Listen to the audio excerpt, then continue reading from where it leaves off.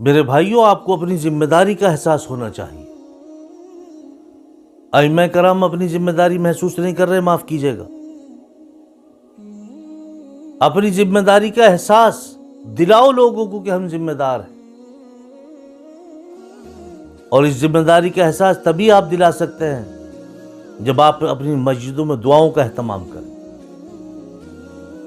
اگر ہمارے ہاں ایک نمازی مسلسل آتا تھا نماز پڑھنے کے لیے، آج 3 دن ہو گئے کیوں نہیں آیا، آپ پوچھیں بھئی فلاں آدمی نماز پڑھنے کے لیے آ رہا تھا، اب نہیں آ رہے، کیا بات ہے؟ بیمار تو نہیں ہے، کہیں چلے تو نہیں گئے ہیں؟ پوچھو، کچھ وجہ تو نہیں ہے، یا مجھ سے تو کوئی ناراضگی نہیں ہے؟ ان سے جڑو، ان سے ملو، خالی مصلی تک محدود مت رہو۔ میرے بھائیو، اپنی ذمہ داری کو محسوس کرو، اور کیسے آپ اس کو محسوس کرائیں گے؟ دعاؤں کا اہتمام کریں، آپ دعاؤں کا اہتمام کریں۔ پوری کی پوری بستی بیواؤں سے بھری ہوئی ہے، پوری کی پوری بستی یتیموں سے بھری ہوئی ہے، دعاؤں کا کوئی اہتمام نہیں۔ دعاؤں کا اہتمام نہیں ہونا چاہیے تھا، نام تک نہیں لیتے آپ۔ کم سے کم کچھ تو سوچو، اللہ کے لیے کچھ تو سوچو۔ کچھ نہیں کر سکتے تو دعا تو کر سکتے ہیں۔ پوری دنیا خاموش تماشائی بنی ہوئی ہے، ہم بھی اسی میں شریک ہیں۔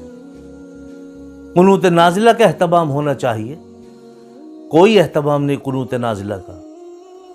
اور معاف کیجیے گا، میں نے تو کئی مرتبہ لوگوں کو یہ قنوت نازلہ چھپوا کے تقسیم بھی کرائی ہے، مسجدوں میں ائمہ کرام کے پاس بھیجی ہے، اس کے باوجود بھی اللہ نے ان کو توفیق نہیں دی پڑھنے کی۔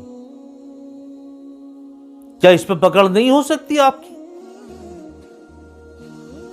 کئی ائمہ کرام کے تو جواب یہ تھے، جب وہ بڑے حکم کریں گے تب پڑھیں گے۔ کون سے بڑے ہیں؟ دارالعلوم سے اس کے متعلق فتویٰ آئے گا، اس کے متعلق بھی فتویٰ آئے گا۔ بیمار آپ ہیں، دوائی کھانے کے لیے دوسرا آدمی بتائے گا کہ نہیں دوائی کھاؤ گے آپ۔ اللہ کے قہر سے ڈرو، اللہ کے قہر سے ڈرو۔ آپ کی ذمہ داری بنتی تھی کہ آپ بعد نماز عشاء آیت کریمہ کا وظیفہ شروع کر دیتے، بعد نماز فجر یاسین شریف کا عمل شروع کر دیتے، کسی بھی صورت سے لوگوں کو روکتے، جوڑتے، دعاؤں کا اہتمام کرتے۔ اب آپ کہیں گے میاں ہماری دعاؤں سے کیا ہو رہا؟ برف کشمیر میں پڑتی ہے، ٹھنڈ یہاں ہو جاتی ہے۔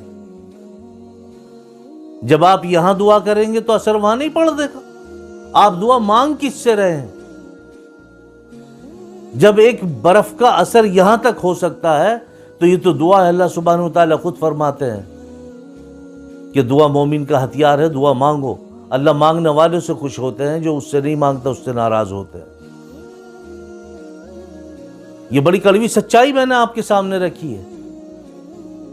آپ کے پاس میں ٹیوشن پڑھانے کا ٹائم ہے، بینکٹ ہال میں نکاح پڑھانے کا ٹائم ہے، آیت کریمہ پڑھانے کا ٹائم نہیں ہے کہ آیت کریمہ کا وظیفہ شروع کروا دیں۔ 10 منٹ میں صبح فجر کی نماز کے بعد میں یاسین شریف پڑھنے کا عمل شروع کرا دیں۔ آپ ذرا سی دعا کراتے ہوئے کترا رہے ہیں۔ آپ جوڑیں، لوگ نہ جڑیں، یہ نہیں ہو سکتا۔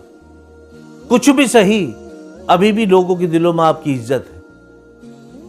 چند لوگ ہیں، وہ ہر جگہ ہوتے ہیں برائی بھلائی کرنے والے، آپ کے ماننے والے لوگ بہت ہیں۔ پوری دنیا کا منظرنامہ آپ کے سامنے ہے، سب کھلی کتاب ہے، کسی سے کچھ چھپا ہوا نہیں ہے، نہ باہری ملکوں سے نہ اپنے ملک سے۔ آپ سب سے باخبر ہیں، اس کے باوجود آپ نے آنکھوں پہ پٹی باندھ رکھی ہے، کہیں کوئی دعا کا اہتمام نہیں ہوتا۔ میرے بھائیوں، قطع کلامی کی معافی چاہتا ہوں میں۔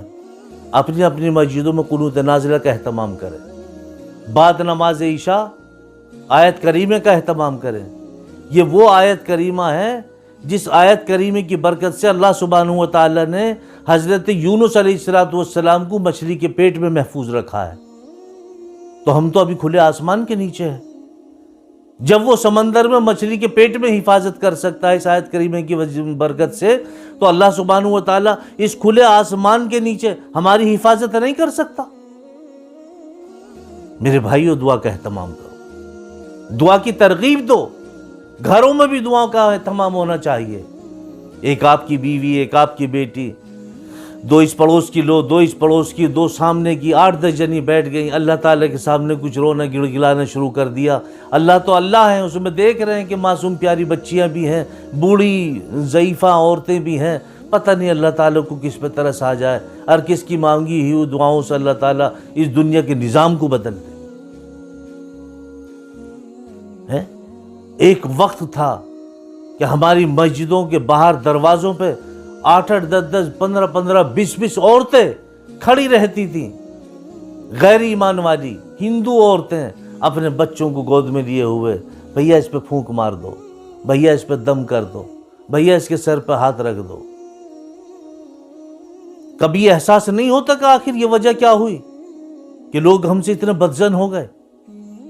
جس زمانے میں وضو لوٹوں سے ہوا کرتا تھا، آپ یقین جانو آپ کے وضو کا بچا ہوا باقی پانی لے جایا کرتے تھے اور اللہ تعالیٰ اسی سے شفا دے دیا کرتے تھے ہندو حضرات کو. آج یہ نفرت کیوں ہوئی اتنی نفرت کہ آج آپ کے پاس میں بیٹھنے کو کوئی تیار نہیں، آپ کے پاس اپنے پاس کوئی بٹھانے کو تیار نہیں، آپ سے کوئی بات کرنے کے لیے تیار نہیں، اور آپ پھر بھی نہیں سمجھ رہے. بس اس کا ایک ہی حل ہے اور وہ حل ہے دعا. دعا مانگو، اللہ تعالیٰ کے سامنے رونا گڑ گڑانا شروع کر دو. 2 رکعت پڑھو اور اللہ تعالیٰ کے سامنے سربسجود ہو جاؤ. اے اللہ، میرے اندر گناہوں سے بچنے کی طاقت نہیں اور تیرے علاوہ میرے گناہوں کو بخشنے کی کوئی طاقت نہیں رکھتا، مجھے معافی عطا فرما. اس پوری دنیا کے نظام کے بگاڑ کا جو کارن ہے وہ میں ہوں. اے اللہ تو مجھے معافی عطا فرما اور دنیا کے نظام کو درست فرما. آپ اپنے لیے کہیں، میں اپنے لیے کہوں، وہ اپنے لیے کہیں، ہر آدمی کہے کہ میری وجہ سے دنیا میں بگاڑ ہے، یہ میری وجہ سے دنیا میں بگاڑ ہے. اللہ تعالیٰ تو دیکھ رہے ہیں، سب کچھ اللہ کے سامنے ہے، اس سے کچھ چھپا ہوا نہیں ہے. وہ دنیا کے نظام کو کب بدل دے یہ کچھ پتہ نہیں چلتا ہے، لیکن ہمیں دعاؤں کا اہتمام کرنا ہے. مسلسل ذمہ داری کے ساتھ قرآن کریم کو پڑھنے کا رواج بناؤ. گھروں میں بھی، مسجدوں میں بھی، اپنے آپ کو بھی قرآن کریم میں لگاؤ، اپنے آپ کو بھی قرآن کریم میں لگاؤ. مسلسل پڑھنا چاہیے. جو ہمارے اور آپ کے استاد نے ہمیں ترغیب دی ہے کہ 3 پارے پڑھ کے آپ کو ناشتہ کرنا ہے. بتائیے کتنا آدمی 3 پارے پڑھ کے ناشتہ کر رہے ہیں؟ میرے بھائیوں، ہم خود اس کے مجرم ہیں. اگر ہم اس پہ عمل پیرا ہوتے تو ہمارے بیٹھنے اٹھنے والے بھی عمل پیرا ہوتے، ہمارے ساتھ والے بھی عمل پیرا ہوتے. لیکن جب جاگو جبھی سویرا ہے. دعاؤں کا اہتمام کرو، اپنی اپنی مسجدوں میں قنوت نازلہ کا اہتمام کرو، اپنی اپنی مسجدوں میں بعد نماز عشاء کریمہ کا اہتمام کرو. انشاءاللہ وہ دن دور نہیں کہ دنیا کے حالات بدلیں گے اور اللہ ہمیں عزت عطا فرمائیں گے. آج ہم عزت کے لیے مارے مارے پھر رہے ہیں. عزت تو اللہ نے اپنے ہاتھ میں رکھی ہے، لیکن اللہ ناراض، اللہ کو راضی کرنے کے لیے ہمیں کچھ اعمال کرنے پڑیں گے.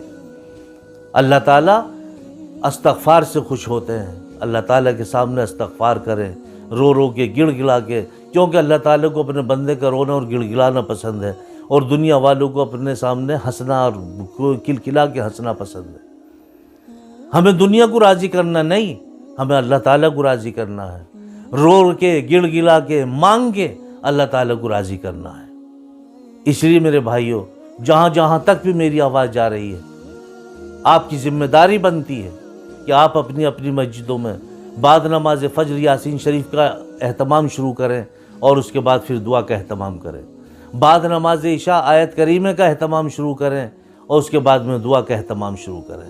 آپ یقین جانو وہ دن دور نہیں کہ دنیا کے حالات بدلیں گے اور اللہ ہمیں عزت عطا فرمائیں گے. اللہ تعالی عمل کی توفیق نصیب فرمائے.